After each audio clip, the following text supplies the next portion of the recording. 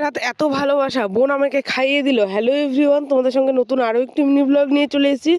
দিনটি ছিল সানডে, তো সানডে বাবা এনেছিল চিকেন, আর চিকেন এনেছিল আমি স্পেশাল করে রান্না করেছি। আজকে চিকেনটায় ছোট ছোট গোটা আলু দিয়েছি, মানে দুর্দান্ত হয়েছিল। আর আমার কাছে ছিল লেগ পিস, তো সেটাই খেয়ে নিয়ে বাবার কাছে সন্ধ্যাবেলা বোন আবদার করেছিল যে বাবা চাউমিন খাবো, তো সেই চাউমিন নিয়ে এসেছিলো। নিয়ে এসে দেখো এক প্লেটেই দুই বোনে খাচ্ছি। কারণ কি বলো তো, এত ভালোবাসা দেখছো, কিন্তু আমরা খুব ঝগড়া করি, মানে মারামারি কম করি, ঝগড়াটা বেশি করি। যাই হোক, কেন খাচ্ছি এক প্লেটে, কারণ থালা ধুতে হবে, আমরা খুব কুড়ে তো, তাই হলো এক প্লেটেই খাচ্ছিলাম। আর বোন আমাকে খাইয়ে দিচ্ছিল।